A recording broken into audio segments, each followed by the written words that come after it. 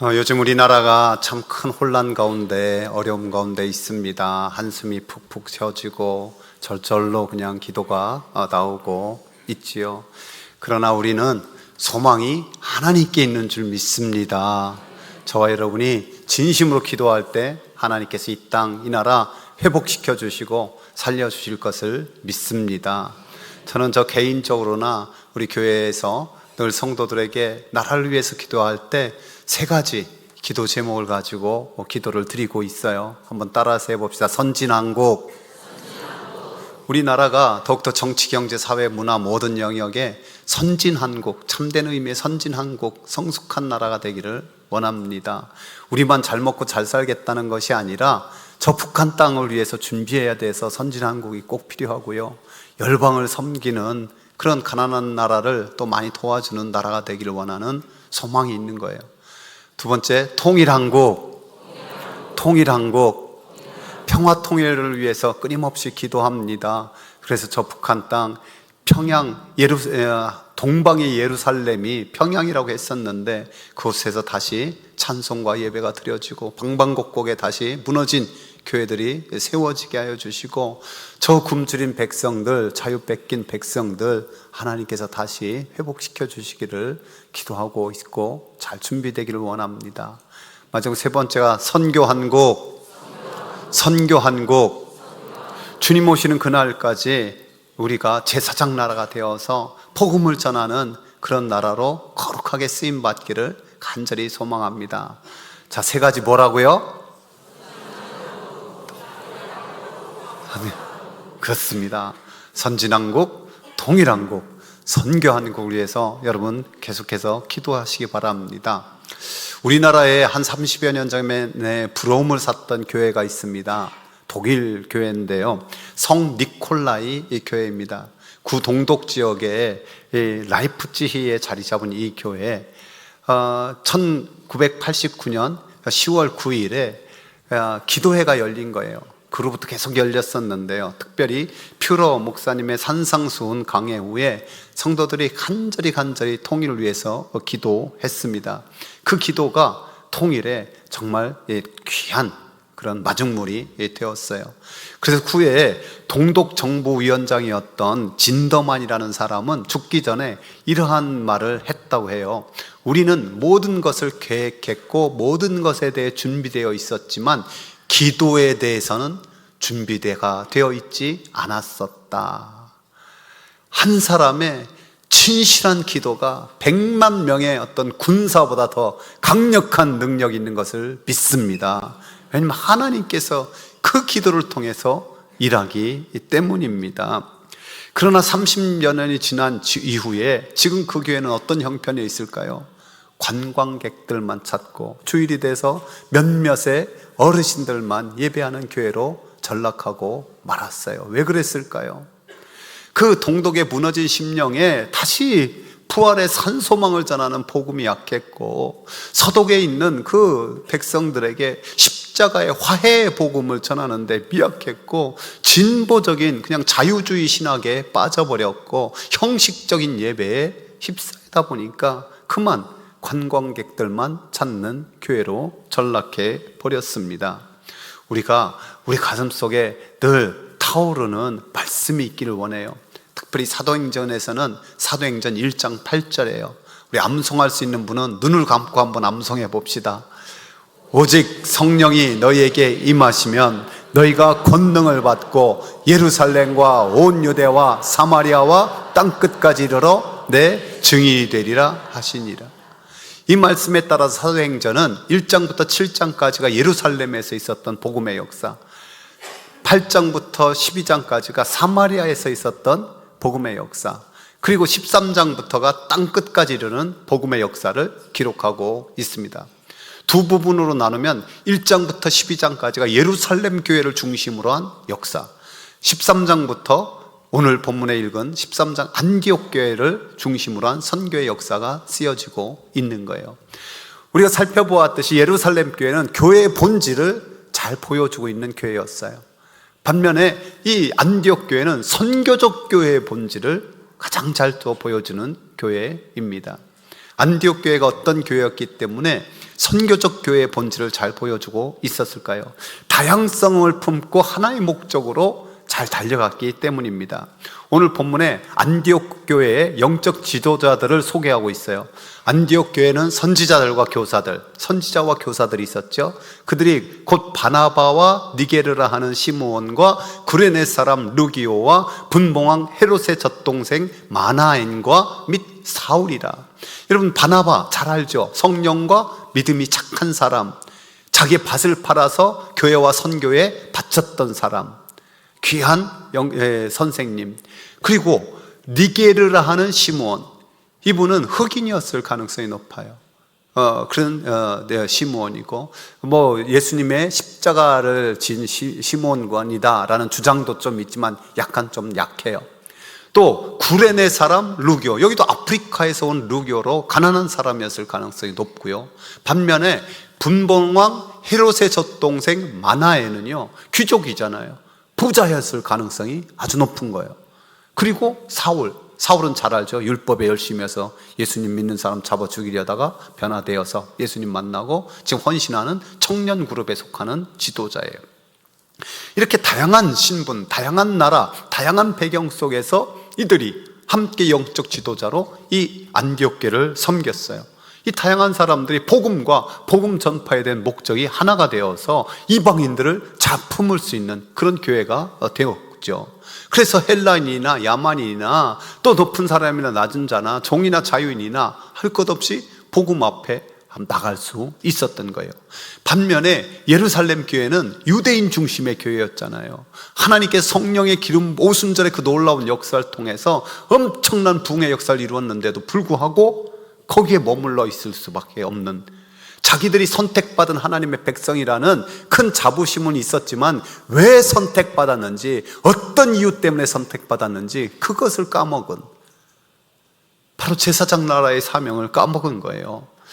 이 예수 그리스도가 그 민족을 통해서 전해지기를 원했는데 이방인을 품지 못하고 사마리아인까지도 품지 못하는, 그래서 결국 하나님은 예루살렘 교회에 스데반의 순교를 통해서 다 흩어지게 만드는 역사를 기록하고 있습니다. 하나님께서 유대인이나 이방인이나 천하 만민이 구원받도록 독생자 예수 그리스도를 보내주신 줄 믿습니다. 우리 주님께서 천하 만민을 구원하시기 위해서 십자가에 못 박혀 죽으시고 부활하셨음을 우리는 믿습니다. 이 복음을 가지고 교회는 예수 그리스도를 다양한 사람, 예수 그리스도의 이름으로 다양한 사람을 품을 수 있어야 되죠. 그래서 사도 바울은 자기가 존재를 이렇게 소개하고 있어요. 헬라인이나 야만인에게나 지혜 있는 자나 어리석은 자에게 다 내가 빚진 자다. 무슨 빚을 졌다는 거예요? 복음의 빚을 졌다는 거예요. 우리나라가 이제 더 이상 민족이라는 용어를 쓰면은 좀 안 된다라는 주장들이 있어요. 저도 어느 정도 동의를 해요. 왜냐하면 지금 이 땅에 사는 외국인들이 이제 우리나라 인구의 5% 가까운 250만 가까이 돼요. 여러분 10년, 20년 후에는 약 얼마나 될까요? 1000만 명이 될 수 있을 가능성이 높아요. 그래서 우리 교단은 앞서서 지난 총회에 이제 꼭 해외로 가는 선교사만 선교사가 아니라 이 땅에 들어와 있는 그런 외국인들을 선교하는 자를 똑같은 권위로 선교사로 임명하고 교회에서 그렇게 섬겨라라고 총회에서 결의를 했어요. 미국의 신학자인 레지 맥닐은 이런 말을 했습니다. 교회가 성도 수, 예산, 건물과 같은 평가 기준을 교회의 존재의 최종 목표로 삼게 되면 교회의 건강성을 확인하는 진정한 평가 기준이 혼란에 빠지게 된다.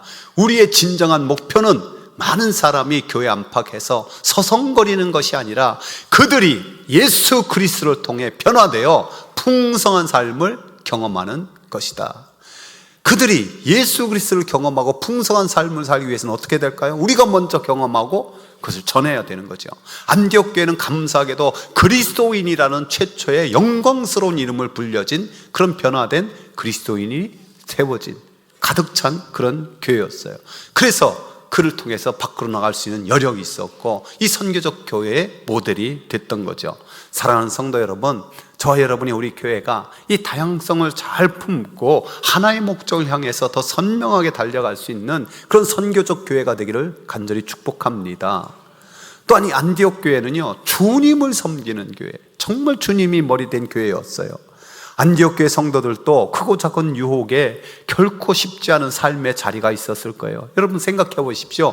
예루살렘을 떠나서 정착했던 것, 얼마나 그 과정이 힘들었겠습니까?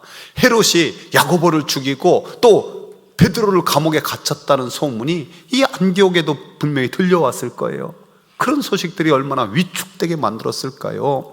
사실 그리스도인이라는 게 영광스러운 이름이었지만 처음에는 이 예수쟁이들 하고 조롱 섞인 말이었단 말이에요. 그런 소리를 듣는 삶의 항복판에서 신실하게 진실하게 살아가는 것은 결코 쉽지 않은 거예요. 근데 그들이 오늘 뭘 했다는 겁니까? 말씀 읽어볼까요?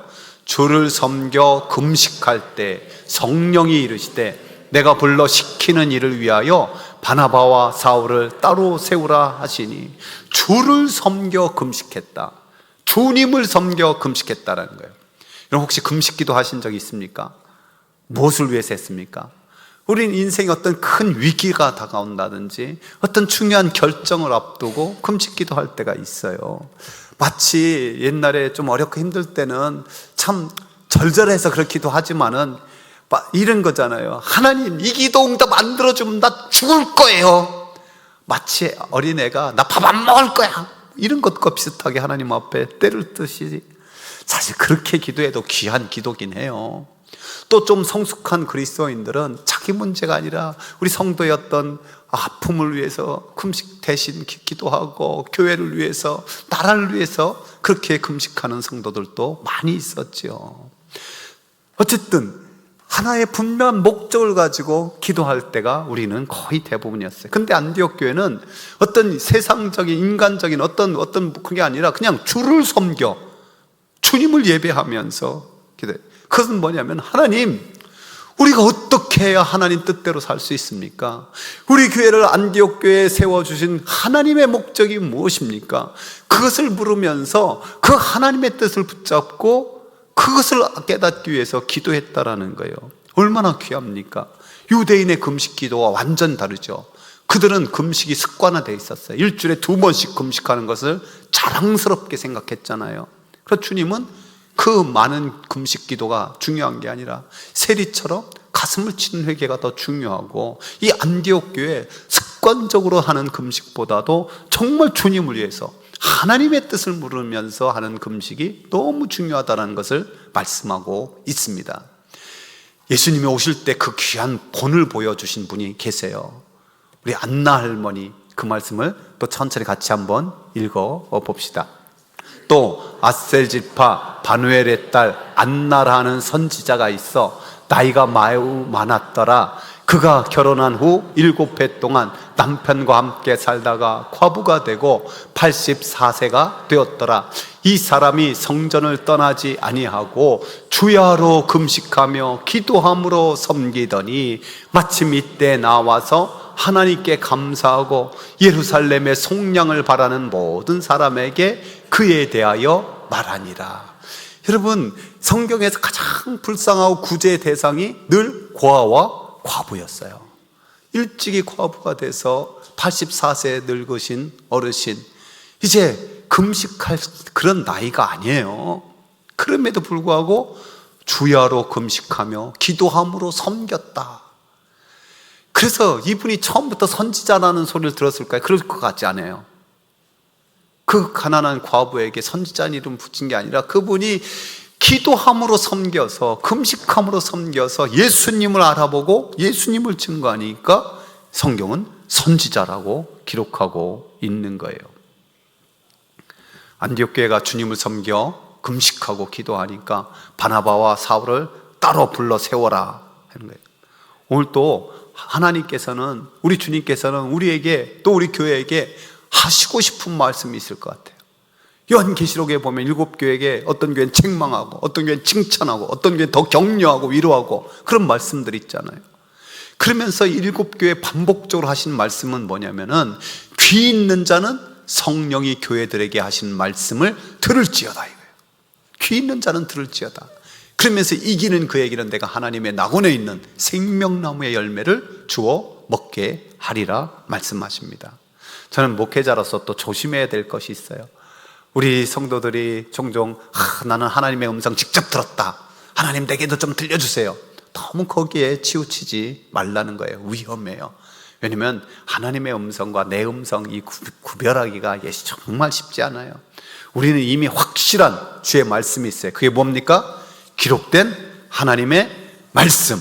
올 한 해는 최소한 일독은 꼭 하시기 바랍니다. 왜 소리가 적어요? 하기 싫다는 거예요. 다시 한번, 올해는 최소한 성경 일독은 꼭 하시기 바랍니다. 예, 그렇습니다. 우리가 하나님 말씀 속의 말씀을 듣는 거예요. 그러면서 주변의 음성을 통해서도 얼마든지 적용할 수 있는 거예요. 제가 오랜만에 우리 교육자들하고 영화를 한 편 봤어요. 하얼빈 보셨습니까? 생각보다 재미가 좀 적어요. 그래서 한 1000만 명 많이 봤으면 좋겠는데 적게 보는 것 같아요. 근데 그 영화를 보고 세 가지가 가슴에 확 남더라고요. 첫 번째는 안중근 의사의 인격이에요. 인격. 나 같았어도 빨리 그 일본 놈, 죄송해요. 어쨌든 그 일본 군사 포로인데 죽였으면 좋겠는데 그거 살려줘가지고 나중에 걔가 얼마나 괴롭히는지 몰라요. 그리고 밀정으로 변한 그 같이 동지 밀정으로 바뀌었어요. 근데 그를 용서하고 다시 기회를 주니까 나중에 그가 변화돼요. 그 인격. 또한 두 번째는 그 영화를 찍는 사람들이 정말 힘들었대요. 추운 날에 그 눈밭에서 얼음판에서 정말 힘들었대요. 근데 그 힘든 것이 몇 개월이었겠습니까? 독립투사들은, 운동가들은 정말 그 오랜 세월 얼마나 힘들었을까? 얼마나 힘들었을까? 우리가 잊지 말아야 될 것이 우리나라가 그 숭고한 눈물, 땀, 피 속에서 세워진 나라라는 것을 우리가 잊지 말아야겠다. 마지막 세 번째는 제일 많이들, 그 독립운동가들 또 포기하고 싶을 때가 얼마나 많았겠어요. 힘들어서 낙심할 때가 얼마나 많았겠어요. 근데 서로 계속해서 하는 말이 있더라고. 서로 계속해서 하는 말이 뭐냐면, 우리 목숨은 먼저 간 동지들의 삶을 사는 거다. 우리 목숨은, 내가 살아야 될 이유는 먼저 나라를 위해서 피 흘리고 죽은 동지들을 대신해 사는 거다. 이 말을 끊임없이 하는 거예요. 우리는 금방 적용할 수 있잖아요. 뭐요? 내가 지금 사는 것은 나를 위해서 죽으신 예수님을 위해 사는 거다. 나는 사나 죽으나 주의 것이다. 이거 우리 신앙이잖아요. 따라서 나는 나를 위해 죽으신 예수님을 위해 삽니다.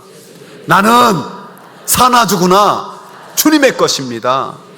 여러분, 이것이 주님을 섬기고자 하는 자의 분명한 자의식, 그 가운데 선교적 교회가 이루어지고 있는 거예요. 안디옥 교회가 선교적 교회가 될 수 있었던 것은 다양성을 품고 선교의 목적을 향해서 달려갔고요. 또한 주님을 진심으로 섬기고, 그래서 이 하나님의 뜻에 순종해서 이 선교사를, 바나바와 사울을 파송하는 거예요. 하나님께서 이 바나바와 사울을 따로 세우라는 것은 부르신 목적이 있었던 거죠.